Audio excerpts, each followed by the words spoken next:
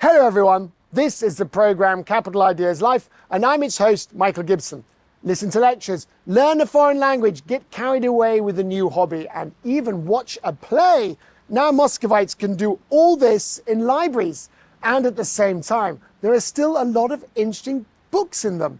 Today the libraries of the Russian capital are experiencing a rebirth. The number of visitors is growing year by year, and the libraries themselves are becoming real centres of attraction and expanding their audience. Today, in our programme, together with you, we visit the most important Moscow and Russian libraries and find out how they change with the city. Today on the programme, we have more than just books. How are Moscow libraries transforming into centres of knowledge and intellectual leisure? What books are Muscovites reading today? What journey does a book take from the depository to the reader?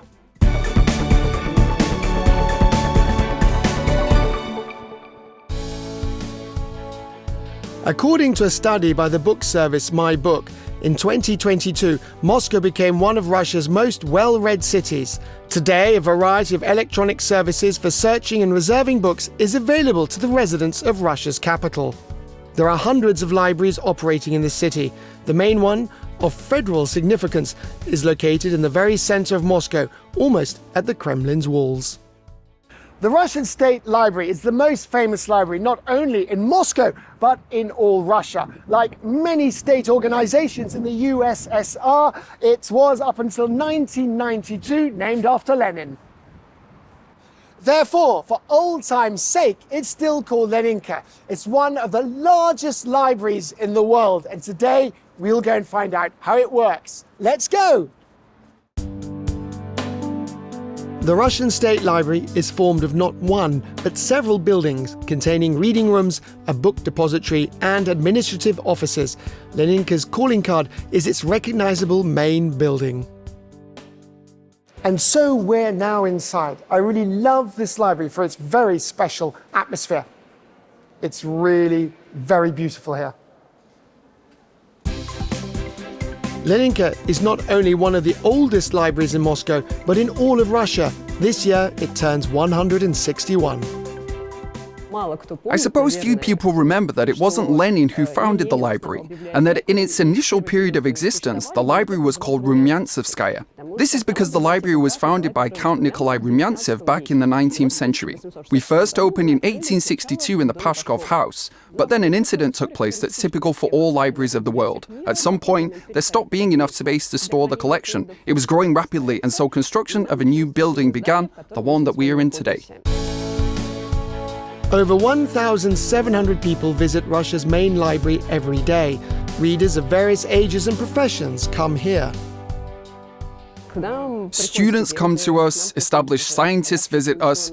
It's because the library makes it possible to work with unique documents. And some members of the public come here to use our premises as a co-working space, but that's no secret to us. That's how we are referred to. In some sense, all our reading rooms are a kind of prototype for the modern concept of open space, where many people study in one room.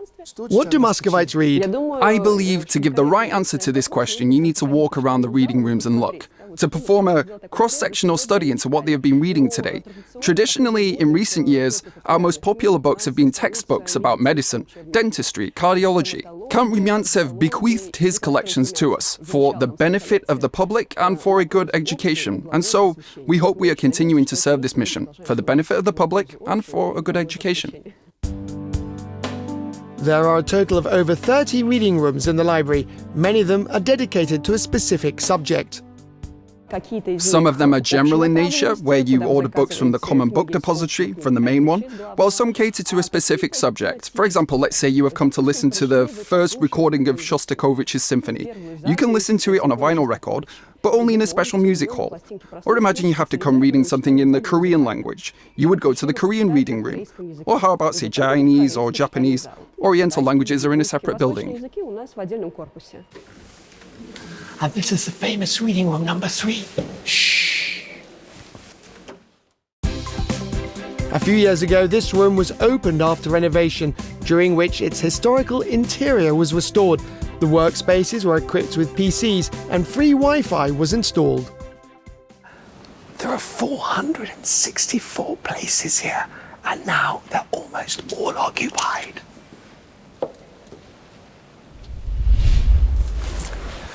In this reading room, a scene was filmed from the famous Soviet movie Moscow Doesn't Believe in Tears, which in 1981 received an Oscar.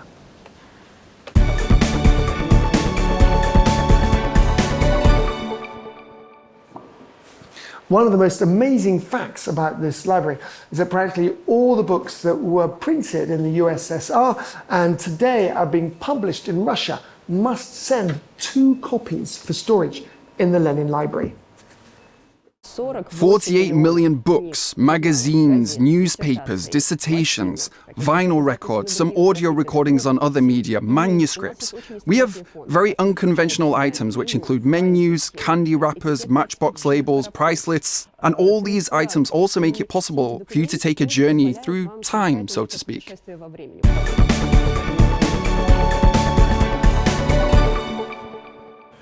This ingenious device is called a pneumatic mail, and it works like this. First, we remove the lid from the capsule. We then place a message inside. We then close the lid and send it. Library employees exchange important information using a pneumatic mail system. The pneumatic mail tube works with the help of air. It was very popular in the 19th century. In European cities, these pneumatic tubes were laid even between districts. We got our pneumatic mail system in 1975, and this, of course, significantly reduced the waiting time for a book. It flies at a speed of 10 to 12 meters per second, and all of this reaches the desired floor in a matter of seconds. Wow. And now we're located on the 15th level of the book storage, and it's amazing. On these shelves, there are books from the home collection of Count Nikolai Rumantsev, the founder of the library. Both books are copies of the Bible. One is in French, the other is in German. The first thing that catches your eye is certainly the appearance of the books. They're in a large format, leather bindings, bronze beetle-like plaques to protect the book, and to prevent the binding from touching the table, special legs have been made. The binding features clasps to keep the leather from drying out, as you can see. In this unique botanical atlas, published in 1779, artists drew all the illustrations by hand. Of course, we cannot be 100% sure what paints were used at that time, but what we do know is that they were mineral and water-soluble, and that in order to give such a bright and rich color, powders of precious stones that were brought from India were then added to these paints. They were practically turned into dust and added to the paints. When a reader orders a book, it's taken out of storage and then placed in one of these telelift containers and sent to the reading room. There is special glass installed in the library windows that protects the books from harmful sunlight. Plus 16 degrees Celsius and a relative air humidity of 50%. These are considered the optimal conditions for book storage. Also, our depository is protected with fire safety equipment. As you can see here, there are blue pipes running along the bookshelves. This is a fire extinguishing system. Initially, when the library had just opened, there was only water in these pipes. However, if water fell directly onto the paper could deteriorate, and the book might be ruined. Therefore, they discarded this idea. They decided that gas could be put through the pipes, which would reduce the level of oxygen and put out the fires.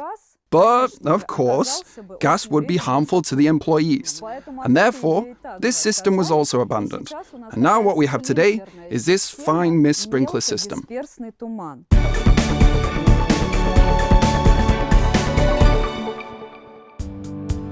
Today, there are over 1,500 different libraries operating in Moscow. 440 of them are municipal. In fact, almost every Muscovite has a library of their own next to where they live. And these are no longer just buildings with small reading rooms and depositories.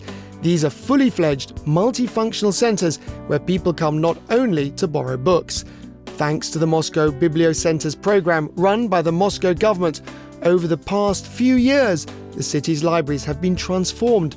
All their buildings have been renovated with new furniture and modern equipment. But most importantly, the concept of how the libraries operate has changed. The main element of attraction for Moscow libraries has been their expanded functionality. That is, they aren't just intended for books. And now, without diminishing the importance of books themselves, as they are the core element in libraries, it must be said that libraries are not so much about books, because libraries have opened their doors to holding festivals. They have become open for masterclasses, lectures, meetings with readers, meetings with writers, with authors. Libraries not only host masterclasses, they host real performances, and some of them even hold dance festivals. For example, participants in the Moscow Longevity project can now study foreign languages in libraries on a free-of-charge basis. Our film crew visited one of these lessons at the Margarita Rudomino Library for Foreign Literature. And now there's an English lesson taking place. Let's go take a look. Wow. Hello. Hello. Join us. Hello. You will be our students today. Great. So take part. Phonetic exercises. Whether the weather is good. Whether the weather is good. For Olga Aksionova, this is her second year studying English here. Along with her classmates, she has been learning in class how to pronounce words correctly, to use proper articles, forms of tenses, and, of course, to communicate. I ended up here completely by accident. I have a great friend and she brought me to an event. Suddenly, I'm walking through a room and I see that there are people being recruited for an English course. And I've been improving my language since childhood. That's how I ended up here in this group, which operates as part of the Moscow Longevity Project. You speak beautiful English. I heard. Library is a great place for a discussion between my colleagues, my friends. Fantastic. Thank you. No, Really? no. Great. You're very kind. You're very kind. That was very complicated English. Super spasibo большое. English classes are held at the library's Linguistic Resource Centre twice a week. The courses are very popular. Senior citizens come here from all parts of the city. Of course, people over 60 have studied somewhere at some point in their lives. Some of them have relatives living abroad, and their children and grandchildren speak English. And grandmothers come and say, I really want to talk to my grandchildren in their language, because that's what they're used to. When it comes to social media and certain platforms, I want to be in the mix. And some learn the language just for fun. Some do it to develop their brain function, believing that studying foreign languages is one of the most useful activities.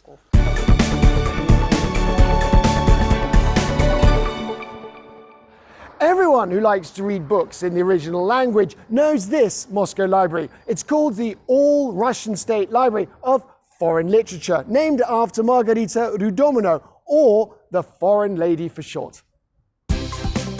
In the courtyard of the library, in front of the main entrance, there is a collection of busts and sculptures of outstanding writers and thinkers from the past and present. Among them is a monument to the former general director of the library, Ekaterina Genieva, on whose initiative this exhibition first appeared. As in any other Moscow library, first of all, you need to get a library card. To do this, you just need to enter your data into this terminal. And within a few minutes, your library card is ready. Hello. Ooh. Thank you very much. Margarita Rudomino founded the Library for Foreign Literature when she was only 21 years old. Then she managed it for more than half a century. In the hall, on the second floor of the library, there is an exhibition that talks about the life and the professional activities of Margarita Ivanovna. This is a historical chair in which Margarita used to read her books. It has a beautiful design from the early 20th century and a very interesting mechanism.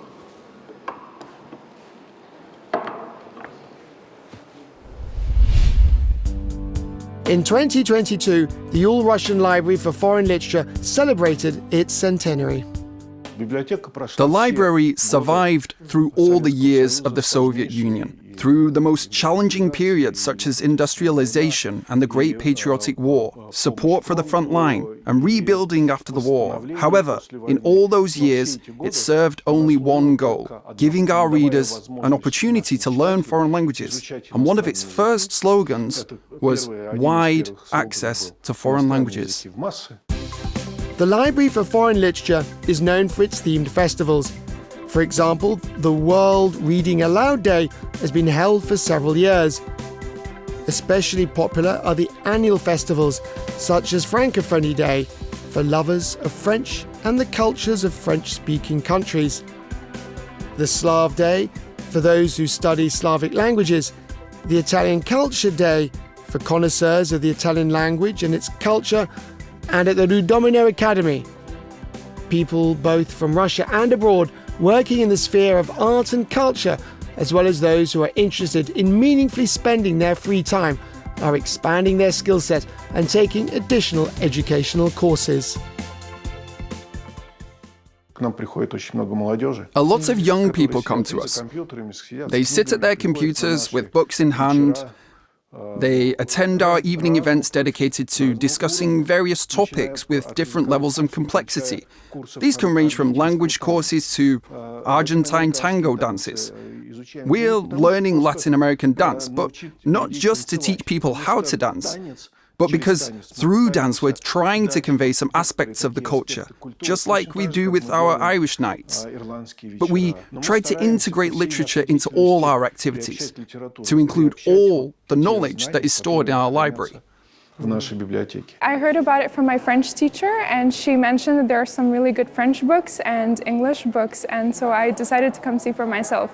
I read a lot. I read a lot of books, and especially foreign literature. That's why I will definitely visit it again. In the rare books section, you can find unique editions. For example, Don Quixote by Cervantes, published back in 1863, with illustrations by the French artist Gustave Doré.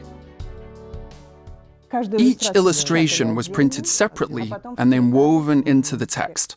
Although, as you can see, there are also a lot of illustrations in the text, and the second edition from the 20th century is already a translation from Spanish into Russian by Lyubimov, with illustrations by the trio of artists Kukrynyksy for the Soviet edition of Don Quixote. The earliest books in the library's collection date back to the 15th century. These are editions from the students of Johannes Gutenberg, the founder of book printing, and here is a replica of his first printing press. And now we're going to try printing something ourselves. First we place a piece of paper, then we put a printing block on top, and then we close the lid. And push this back into the press. Oh, it's heavy. So now we turn this clockwise.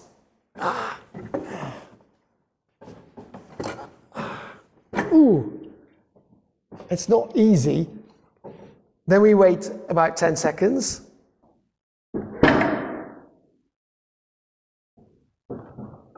Wow. And here we have our printed image.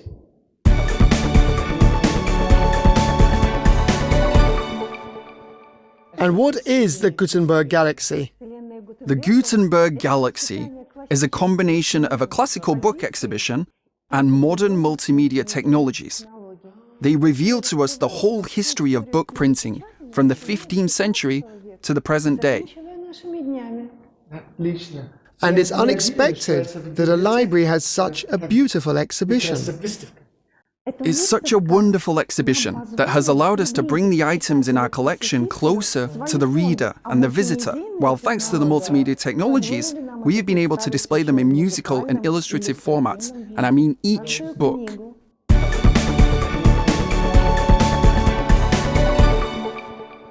All my life, I've really loved pop-up books, and I've found a fantastic collection in the children's section of the Foreign Language Library.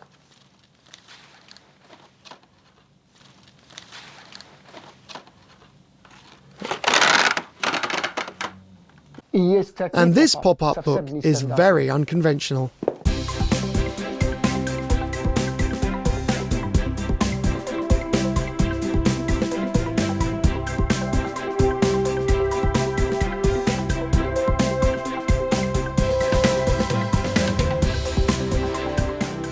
And this is Game of Thrones. The library's collection houses more than 4.5 million documents written in 150 world languages. They are stored, as expected, in the book depository. The book depository has 8 floors, and each floor is split into 2 levels. On any one floor, there are almost 400,000 books. Despite the huge number of publications and the size of the depository, getting an ordered book takes no more than 50 to 20 minutes. Our film crew's tour through the halls and depositories of the State Library for Foreign Literature comes to an end on the viewing platform located on the building's rooftop. It offers a magnificent view of Russia's capital. Gosh, that's fantastic!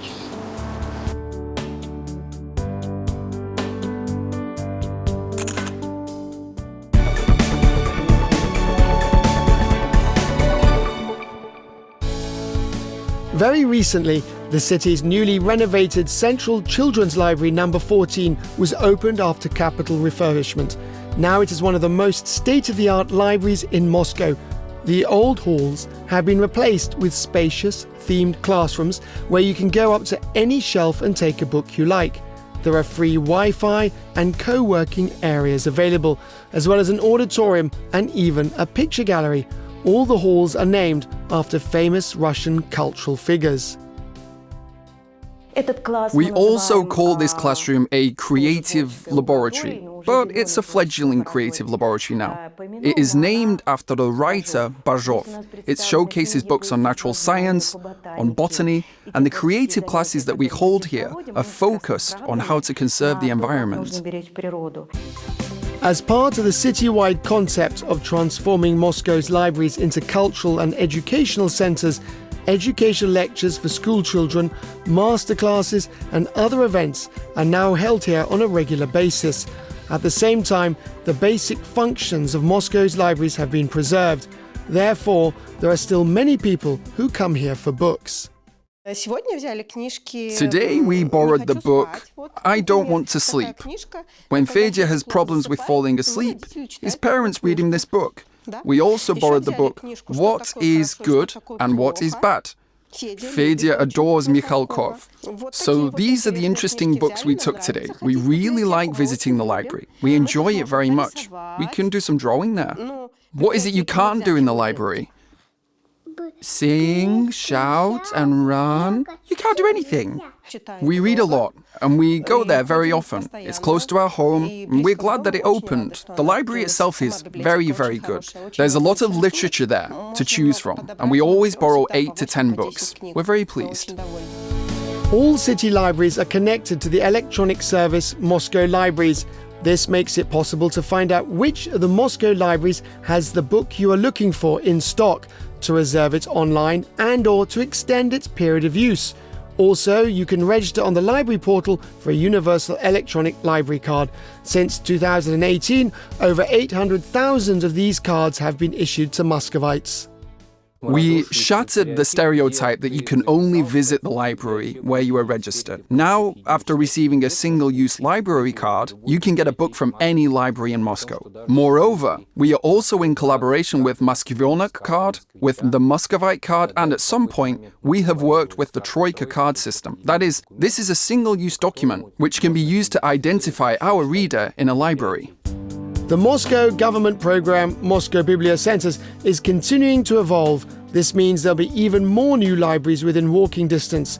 They will become more exciting and attractive, transforming from places for reading into centers of knowledge and intellectual leisure, both for Muscovites and guests to the capital.